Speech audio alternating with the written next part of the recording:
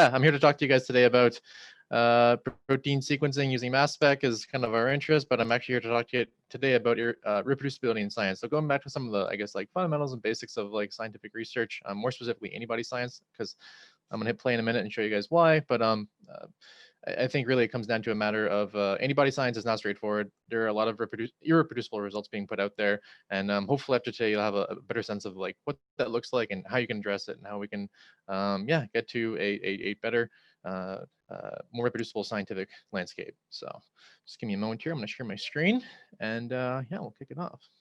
Hello, good morning, good afternoon, good evening to whoever you are and wherever you are. All good? My name's Anthony. Welcome to my talk. Today we're going to be looking at the one discovery you don't want to make, irreproducibility. I'll just start off by saying that the views expressed in this presentation are strictly mine.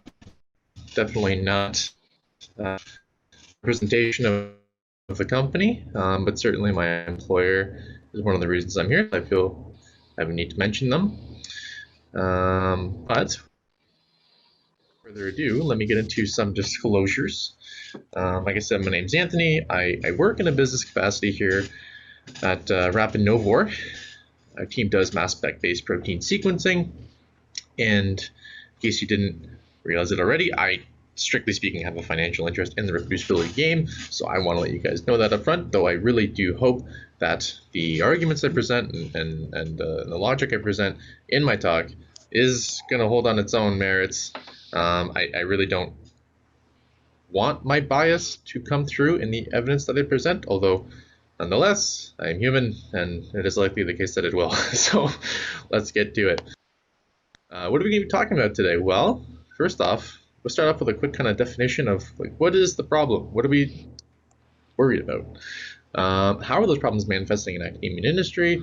Why is it happening? What can we do about it? And some other future directions, which is kind of an extension of the what can we do about this? So first off, what is reproducibility? Well, Congress commissioned a study in the U.S. from the National Academy of Sciences.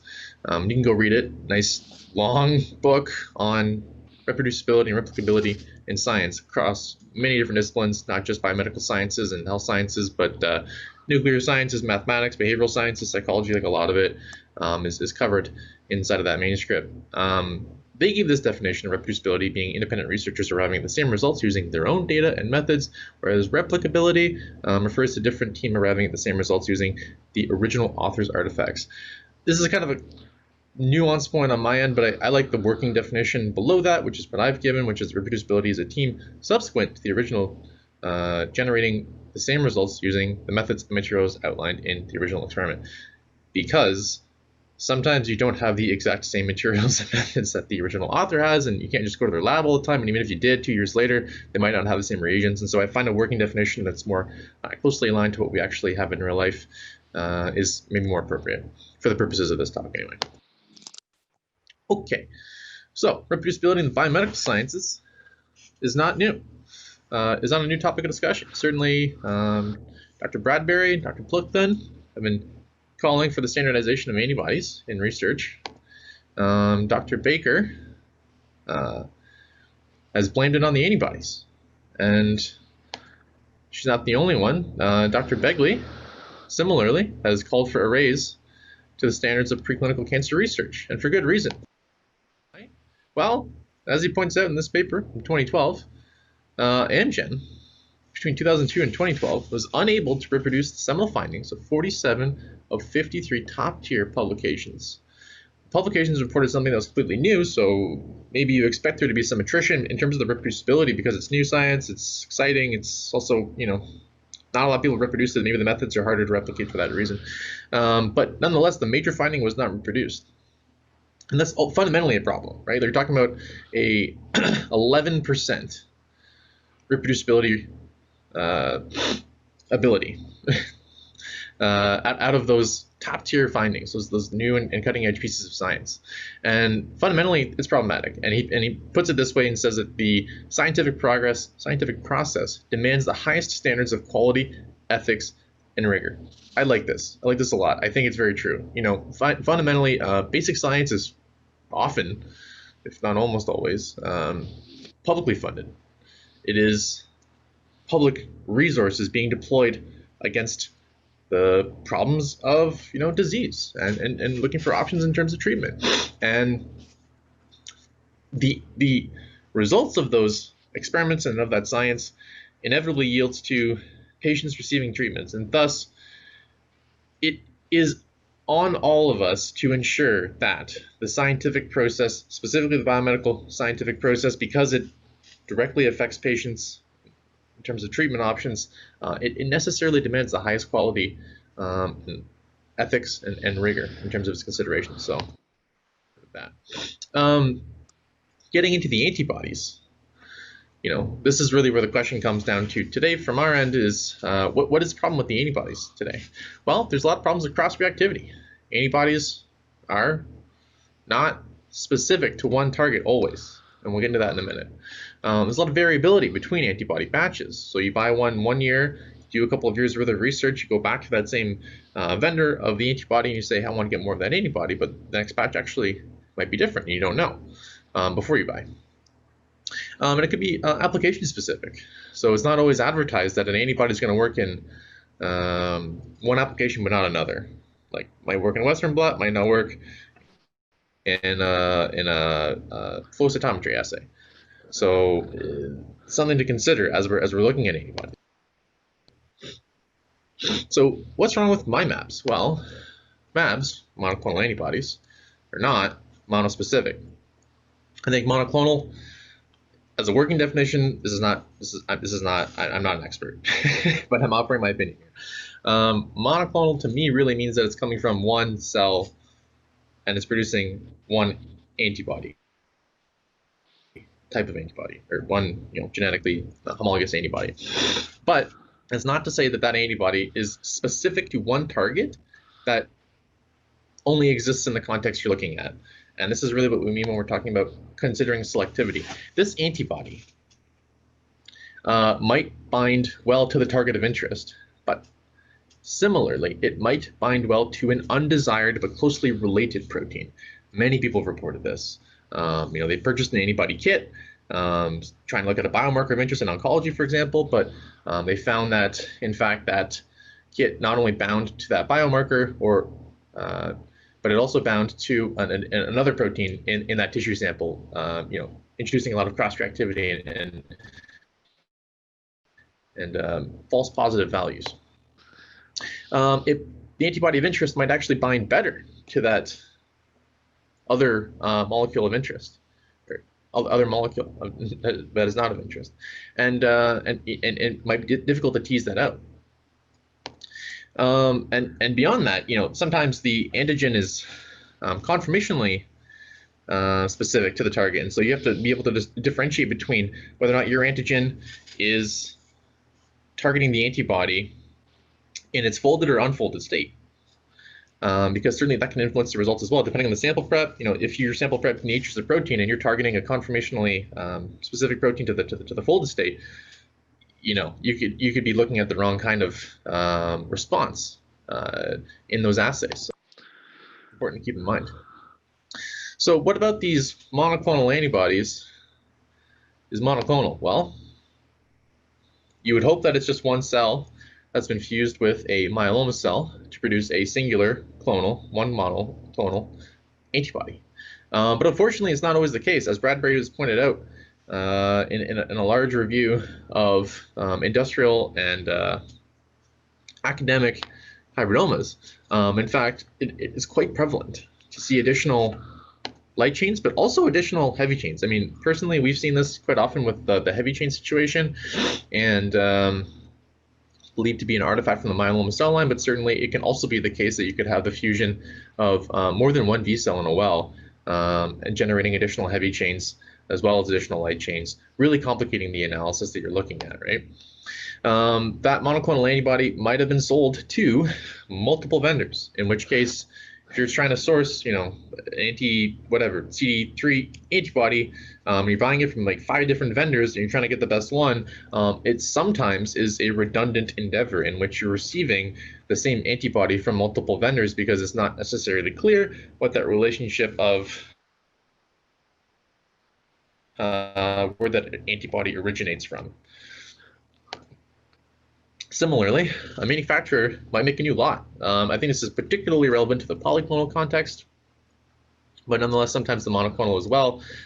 If you had issues with your monoclonal, in the freezer, if died or something happened, and you can no longer reproduce, that monoclonal antibody might have to generate a new batch, and that batch would be different. And it doesn't just stop at the antibodies, right? Certainly the antigen as well could lead to issues in reproducibility. That's because, well, like I said earlier, the folded or unfolded state of the protein of interest could really influence the binding activity. And I think this diagram does a good job of demonstrating that, where you see that this is an antibody that's specific to the antigen in its folded state, and this is an antibody that's specific to the antigen in its unfolded state. Because denaturing a protein can expose hydrophobic residues, making them stickier. Linear peptides are only accessible in denatured protein or digest, because otherwise it would be folded, and those peptides are harder to access. Conformational epitopes can only be accessed in the folded form, otherwise it's denatured and linear. And most antibodies only recognize one or the other, and thus antibodies need to be validated in their specific context. Some quick takeaways just from this first introductory part, from Andreas Pluckman and Bradbury articles. Cross-reactivity with antibodies is going to happen, so you got to validate, both for specificity and for selectivity. Again, specificity being whether or not this antibody binds against just one epitope, but really selectivity is asking the question of whether or not this epitope exists only in one protein species. And if it exists in others, a closely related protein, then this antibody is thus less selective, and we must account for that as we're doing our research. Now, there's a couple of interesting ways in which we can do that, in which companies are actually already doing that, which I'll show you in a bit. Cross-reactivity is application-specific. Cross-reactivity is antigen-specific.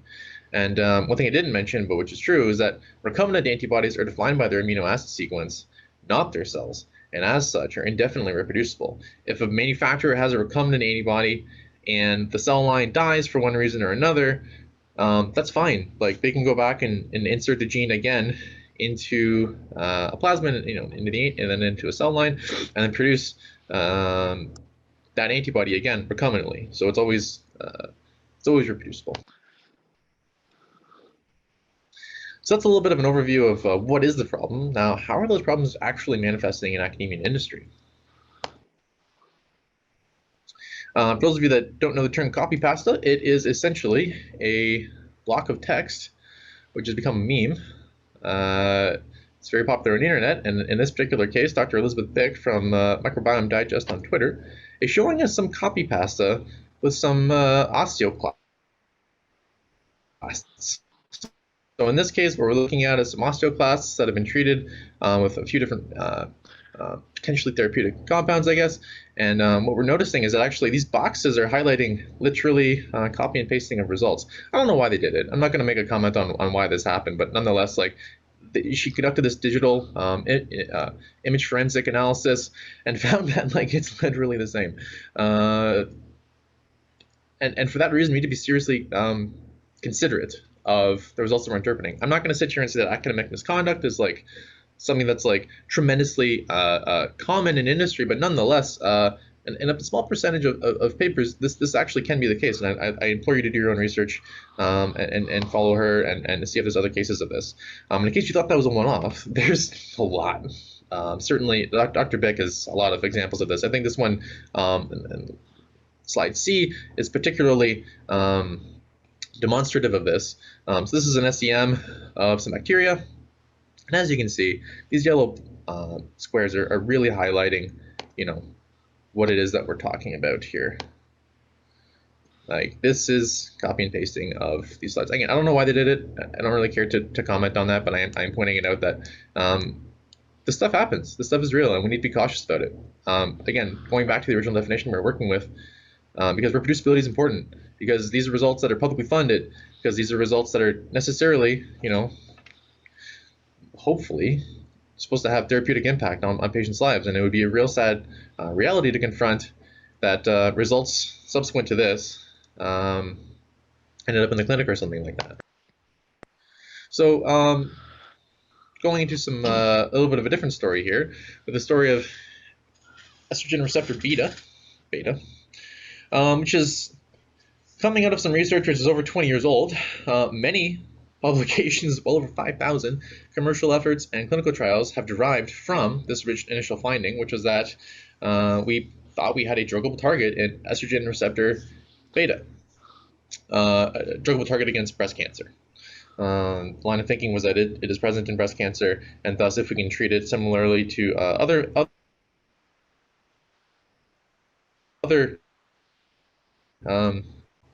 pathways, that we would be able to have a potentially efficacious oncology treatment.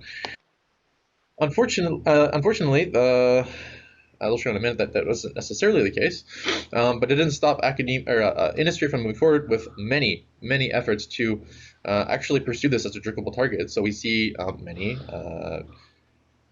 clinical trials against breast cancer targeting estrogen receptor beta as like the primary outcome. And then eventually someone asked the question of, why am I not seeing mRNA in the breast tissue? I mean, the question there is, naturally, if estrogen receptor beta is present in the breast tissue because it's a druggable target, we should also be seeing messenger RNA encoding for said receptor, right? Unfortunately, though, that wasn't the case in this study, and subsequent efforts have failed to also demonstrate that as well. In this case, Dr. Williams and Dr. Anderson went through the very lengthy trouble, and I'll show you how lengthy it was in a minute, of validating this antibody, this PPZ, whereas the industry standard, and which was actually used in clinical trials as a biomarker for ER beta, was shown to be non-specific. So it was binding to something different than, potentially also, but definitely also something different than ER beta. So take my word for it here, but you can definitely go back and see how they validated the antibody. PPZ antibody here was specific and selective to and highly selective to ER beta. And what they demonstrated here was that it showed staining in the granulosa tumor, in the testes, not so much in the kidney, the breast, and the muscle, and the liver, which correspondingly had very low levels of mRNA expression as determined by the FPKM values down here. This PPG, which is again the industry standard at the time, showed staining against all these tissues, most importantly breast, but you didn't really see that kind of level of activity coming out of the PPZ antibody, and thus the theory is that in fact this ER beta isn't really the greatest biomarker for breast tissue, and probably not a great druggable target. And I think that the evidence bears that out when we see that these clinical trials have actually failed. They're probably able to actually target ER beta, but the ER beta isn't actually in breast cancer tissue, and thus you're not going to see a great effect in terms of the oncology there, in terms of treating the oncology there. So I hope that actually gives some really good context here with respect to what is this problem of reproducibility, because it's real, right? Like, we're seeing instances of papers that are questionable at best and dangerous at worst. We're seeing instances of full-on industry R&D efforts being tossed against, being placed against, ultimately a faulty premise. I think that's what this is right here, right? Is that we had some interesting science come out of an institution. Someone was able to demonstrate something using a faulty antibody, but once an actually properly validated antibody was brought into the equation, we were able to really tease out that in fact this ER beta story was actually built on a false premise. So the question is really, why does this happen? I give a few reasons here, and I think one which is fairly popular consensus is the idea of publish or perish. It creates a lot of, let's say, perverse incentives, and I'll talk about that in a minute. The idea of this experimenter's regress, getting into some philosophical ideas here, and ultimately lack of accountability thus far. So, first off, this tallest of ivory tower, this publish or perish idea. I think that ultimately what's happening is you're incentivizing a lot of people in powerful positions to weigh their integrity against their academic survivability. If you're not publishing high quality, top tier journals in the best papers, and you're not regularly publishing, obviously this is problematic to your career, right? There's very little tolerance for this, depending on, especially if you're an early investigator, right? I mean, if you have tenure, sure. But like, if you're an early investigator, you know, you're on a short leash, and you know, if you're not publishing good results, if you're not publishing positive results, it's very difficult to try to get traction in the industry. No one's going to cite your papers if you always have negative results. At least that's a theory. I would like to see that change. I would actually like it to be the case that we publish more negative results. It'd be great to know what doesn't work just as much as it is good to know what does work, especially when what does work can't be reproduced.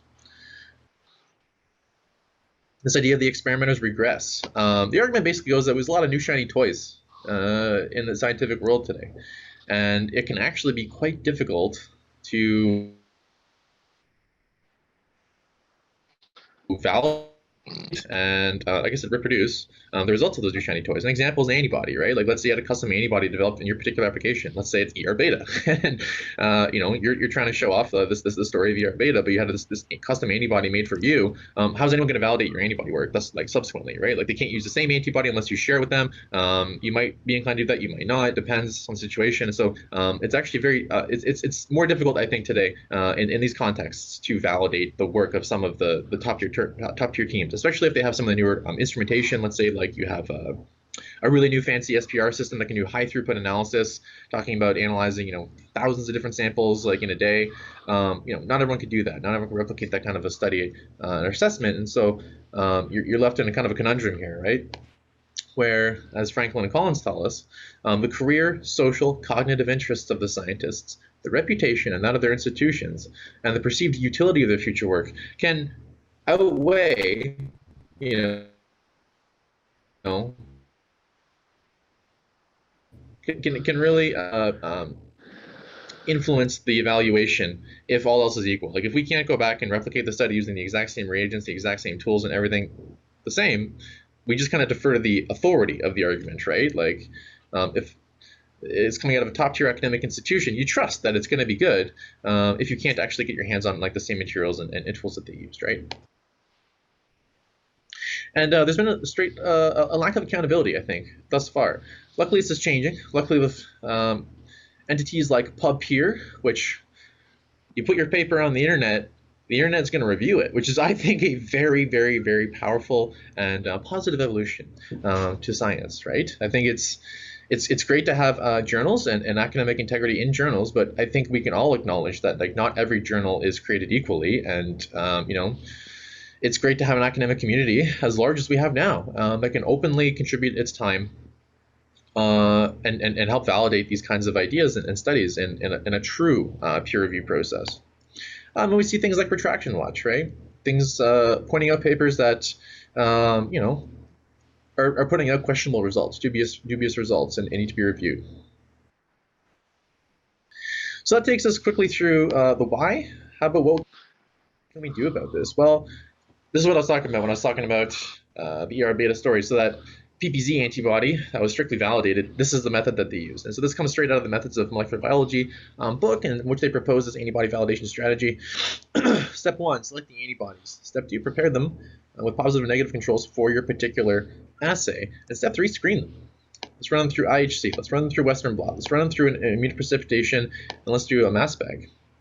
Now, hopefully you can do all these things. If you can't, I understand, but you understand that like there's a trade-off here between what you're willing to do in terms of validating your antibody and what you're getting out of that antibody at the end of the day. In that initial case that I showed you for the ER beta, they screened 13 different antibodies, okay? And on the first experiment, the IHC, they eliminated 12 out of those 13 antibodies. That's 12 other antibodies that claimed to be specific against the target of interest and weren't, because they were staining against other things as well as the ER beta in their positive and negative controls.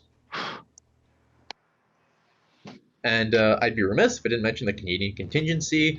You know, I'm from Canada, so naturally I follow these guys pretty closely. This is coming out of Aled Edwards and Dr. McPherson from U of T and McGill, respectively. And what they're proposing here is I love this idea, which is basically to use a knockout for the gene that produces the antigen of interest, and then screening in those cell lines.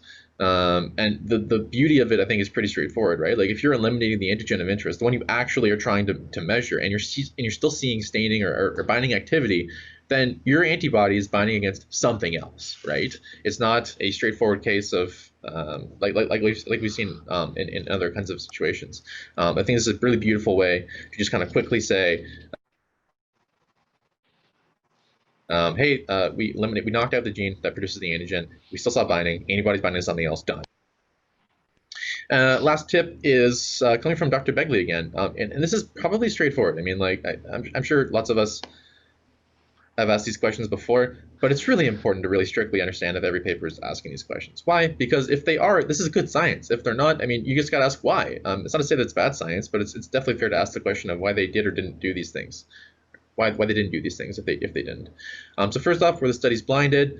Were the results shown?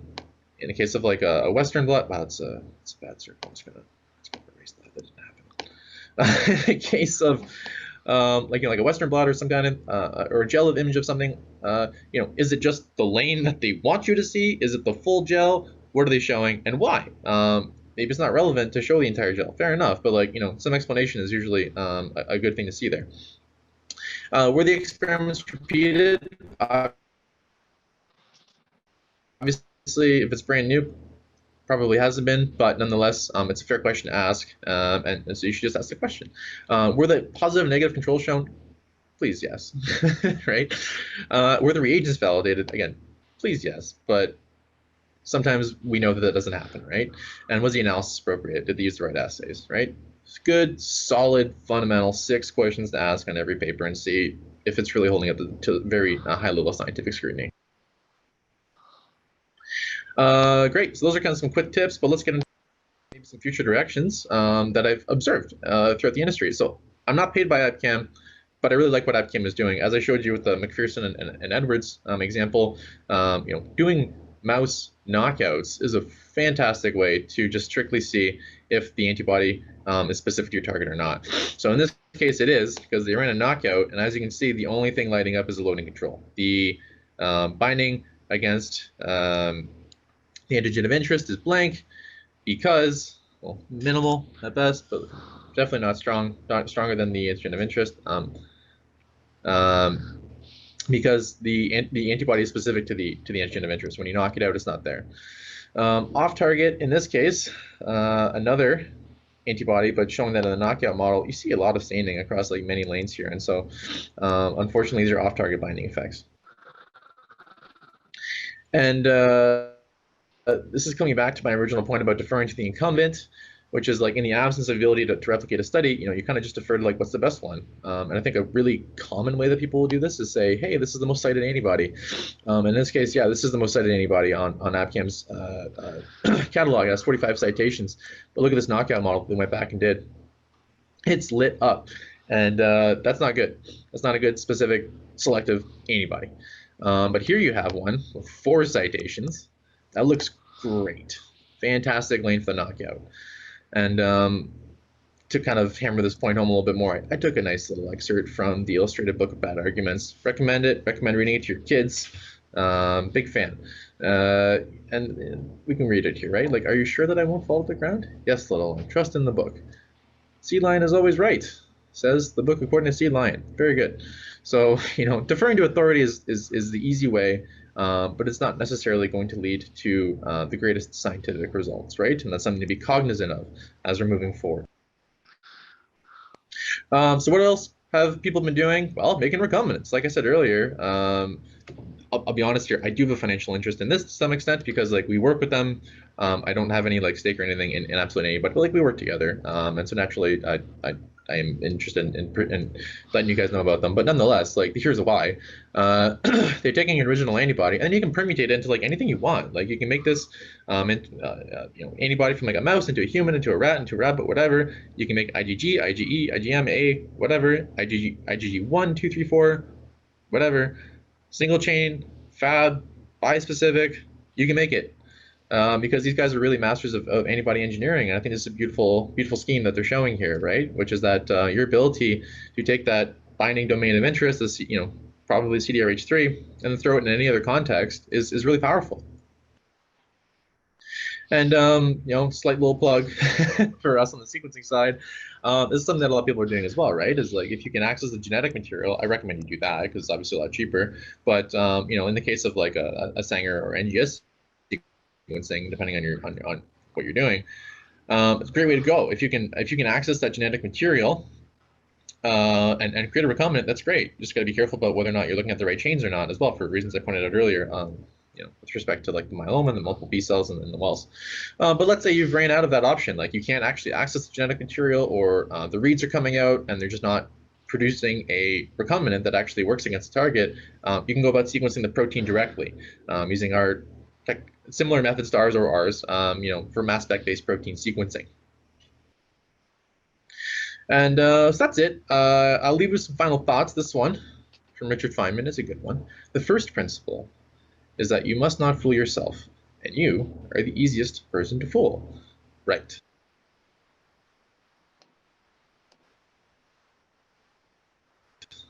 We are all biased, including me, and in this presentation. I hope, like I said, I hope the arguments stand on their own merit, but nonetheless, you gotta be careful, right? Like it's easy to it's easy to get tripped up on your own research, fall down the rabbit hole. And the last question, can you reproduce this talk? I don't expect you to, but hopefully there's some good takeaways. Scientific reproducibility, antibody science in particular, is a real problem.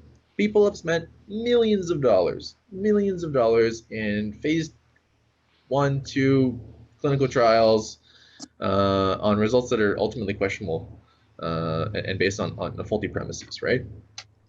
This fallout includes, like I said, the capital resources and a lot of time. That's the sad part, in my opinion. It's one thing to spend a lot of money and have no results at the end of it. Failure is okay. Failure is accepted. But people's time is ultimately, at risk here as well. And it's just sad to see sometimes. Someone spent 20 years researching something to see nothing come out of it. That's unfortunate. Lastly, reproducibility is getting stronger over time and ultimately leads less scientific attrition. There's an evolution to science, and it's always been the case. But I'm really happy to see that there has been this evolution in terms of like true peer review, right? Put on the internet and let the actual the entire academic community review a paper and have some say in that. And I think you're really getting closer to what we really believe as scientific integrity. So hopefully you learned a couple things about reproducibility and you can apply them in your own work. Thanks much. And yeah, talk to you soon. Wonderful. Awesome. Thank you very much, Anthony, for your presentation. And there is a question from Dr. Jim Keith, Chief Scientific Officer from AMSTO.